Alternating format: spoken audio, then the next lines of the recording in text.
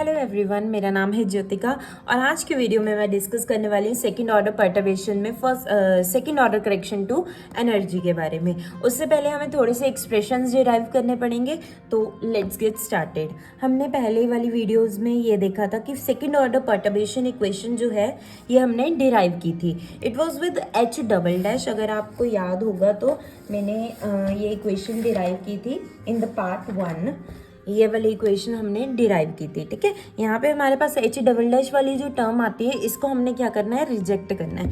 Without H double dash वाली term जो भी इक्वेशन बनेगी वो मैंने यहाँ पे लिखी हुई है। अगर आप क्रॉस चेक भी करना चाहते हो यू कैन चेक इट। ये वाली टर्म मैंने आगे लिखी है, ये टर्म मैंने सेंटर में लिखी है और ये टर्म मैंने पीछे लिखी है, but without H double dash, ठीक है। एच डबल डैश को हमने यहाँ पे क्या किया है, नेग्लेक्ट किया है। ओके यहाँ पे हमने क्या करना है, जैसे हमने फर्स्ट ऑर्डर करेक्शन निकाली थी सिमिलर वे में सेकंड ऑर्डर करेक्शन भी निकालेंगे। साई डबल डैश को हमने एक्सपेंशन थ्योरम की हेल्प से ये चीज़ सब्स्टिट्यूट करनी है। ई डैश और साई डैश यहाँ पे क्या है, first order correction to energy और first order correction to wave function है। इसकी वैल्यूज़ हमने पहले वाली वीडियोस में निकाली हुई हैं। अगर आप देखना चाहते हो कि कैसे डिराइव की, तो मैं प्रेफर करूँगी कि आप पहले वो वाली वीडियोस देखो, इसके बाद इस वीडियो पे आओ, आपको बहुत अच्छे तरीके से अंडरस्टैंडिंग होगी। अगर आप नहीं भी देखना चाहते हैं, नो वरीज, मैं इसी वीडियो में कोशिश करूँगी कि आपको अच्छे से समझा पाऊँ, ठीक है। ई डैश की ये वैल्यू आई थी हमारे पास के एच डैश के, और साई डैश के की ये वैल्यूज़ आई थी, ठीक है। हमने ये वाली ई डैश और साई डैश की वैल्यूज़ यहाँ पे सब्स्टिट्यूट करनी है। लास्ट टर्म जो है हमारी एज इट इज़ आ जाएगी, तो आपके पास ये टर्म बन जाएगी, ठीक है। यहाँ पे अच्छे से ओपन करके लिखते हो। देखो अब आगे क्या करना है, वैल्यूज़ जब हमने सब्स्टिट्यूट करनी है इन तीनों चीज़ों की, साई डबल डैश की, ई डैश की और साई डैश की, ठीक है। ये वैल्यू सब्स्टिट्यूट करने के बाद हमारे पास ये टर्म बनी। हम क्या करेंगे, फर्स्ट ब्रैकेट को ओपन करेंगे। जब मैं फर्स्ट ब्रैकेट को ओपन करूंगी ये टर्म इसके साथ मल्टीप्लाई हो जाएगी, ये वाली टर्म इसके साथ मल्टीप्लाई हो जाएगी। यहाँ पे लिखा है वो मैंने, ठीक है। अगर आप यहाँ पे देखो आपके पास क्या बन गया, H0 साई 0। H0 साई 0 मतलब H साई आपका किसके बराबर होता है, H psi is equals to E psi के। तो यहाँ पे एच साई की जगह मैं क्या करूँगी, ई साई सब्स्टिट्यूट करूँगी। जो भी साई के पैर में है, मतलब साई का सबस्क्रिप्ट है, वही ई और यहाँ पे साई का सबस्क्रिप्ट होना चाहिए। जो भी उसके पैर में पड़ा है यहाँ पे भी उसके पैर में पड़ना होना चाहिए।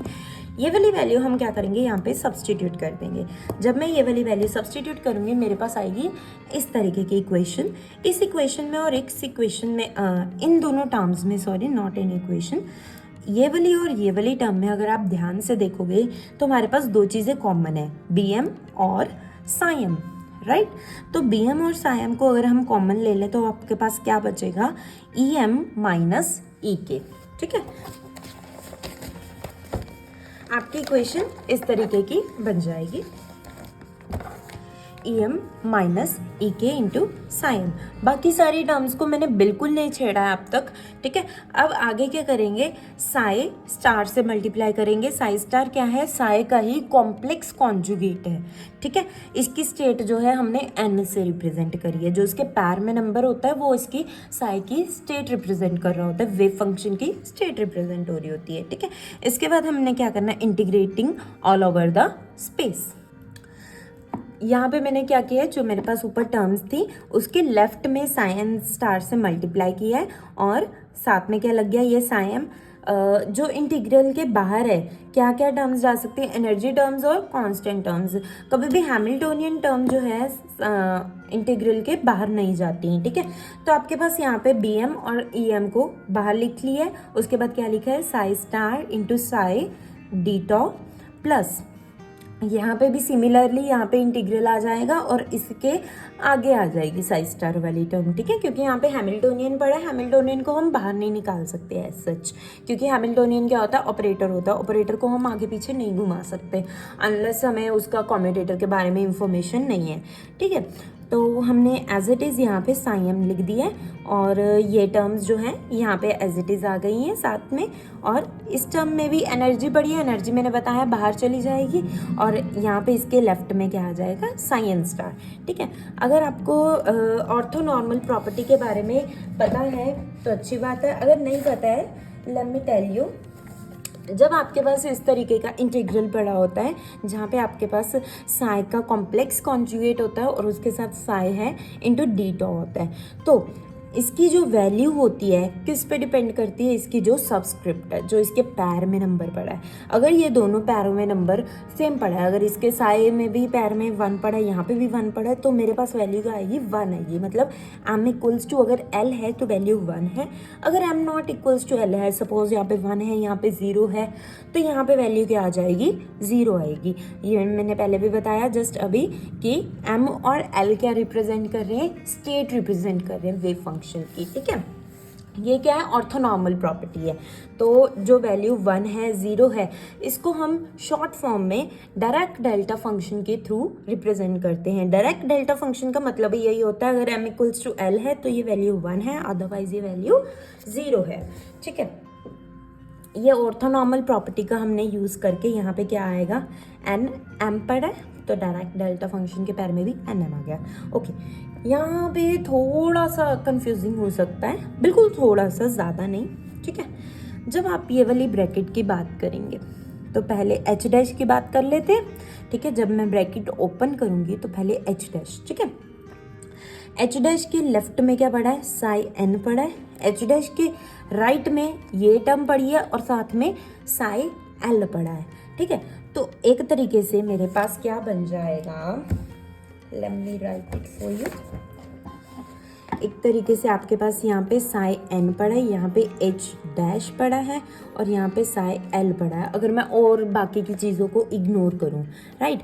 तो ये चीज़ क्या बन जाती है हमारी, इस तरीके से एक्सपेक्टेशन वैल्यू वाली फॉर्म कह सकते हैं, है ना। यहाँ पे स्टार भी था, राइट। जो स्टार वाली टर्म होगी उसका क्या बनता है, ब्रा बनता है, ये ब्रा वेक्टर होता है और ये वाला कैट वेक्टर होता है। जो बिना स्टार वाला होता है वो कैट वेक्टर और लेफ्ट साइड में ब्रा वेक्टर।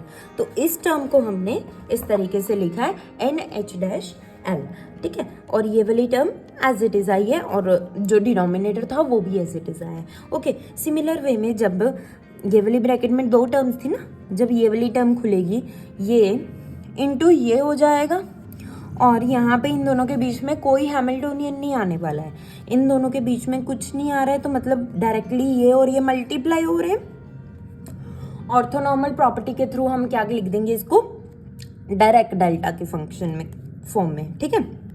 तो आपके पास ये इंटू ये देखो यहाँ पे लिखा हुआ है के एच डैश के एल एच डैश के ओवर में जो भी बड़ा है, ठीक है, इंटू दिस हो रहा था, तो इसके पैर में एन है, इसके पैर में एल है, डायरेक्ट डेल्टा फंक्शन के पैर में भी एन एल आ गया, ठीक है।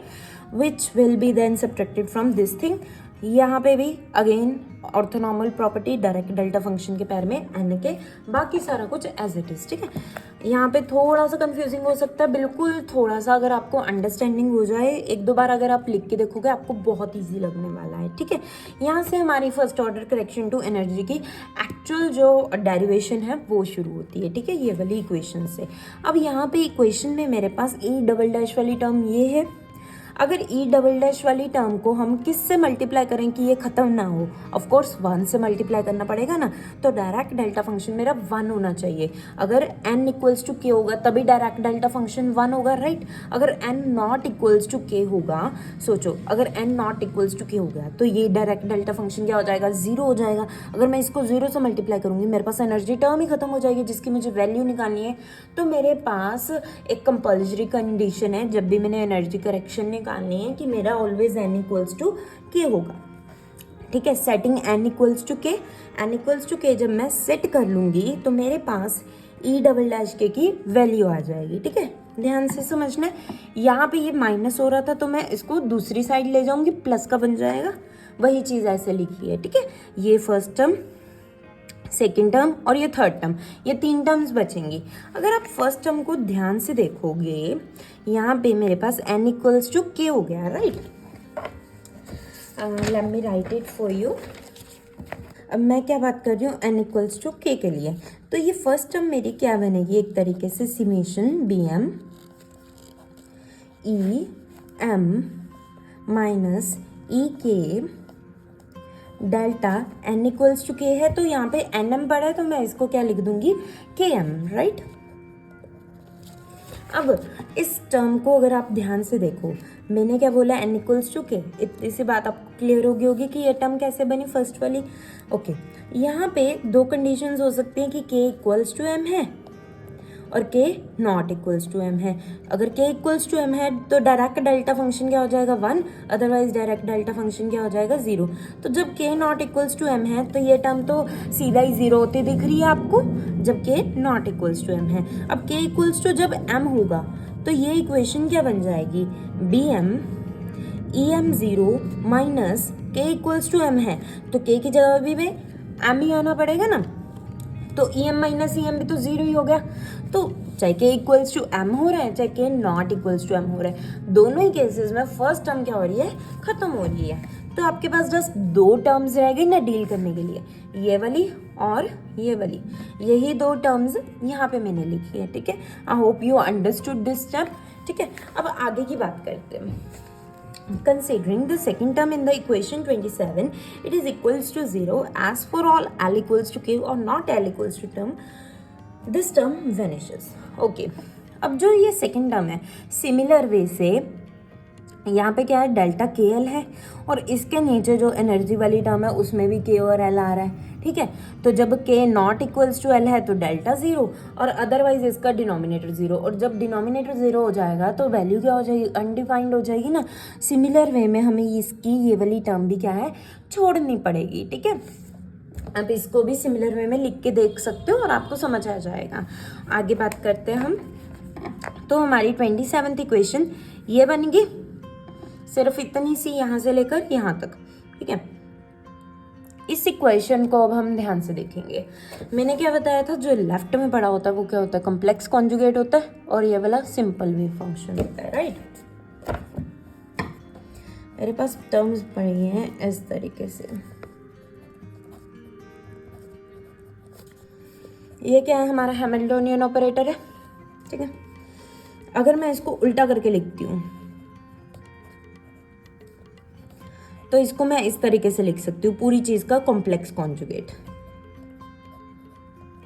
अगर मैं फर्स्ट टर्म को उल्टा करके लिखती हूँ तो ये सेकंड टर्म जैसी बन जाती है बट विद स्टार। ठीक है, जब मैं एक चीज का स्टार, एक चीज का कॉम्प्लेक्स कॉन्जुगेट और उसके साथ ये वाली टर्म मल्टीप्लाई करती हूँ तो इसको मैं एक तरीके से ऐसे लिख सकती हूँ।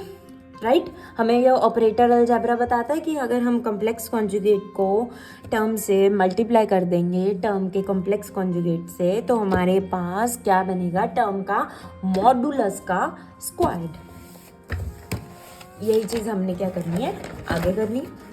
तो इस टर्म का मॉडुलस का स्क्वायर बन गया। ठीक है, मॉडुलस का यही मतलब है कि ये टर्म का स्क्वायर डायरेक्टली नहीं लिखा हमने मॉड डाल के लिखा है।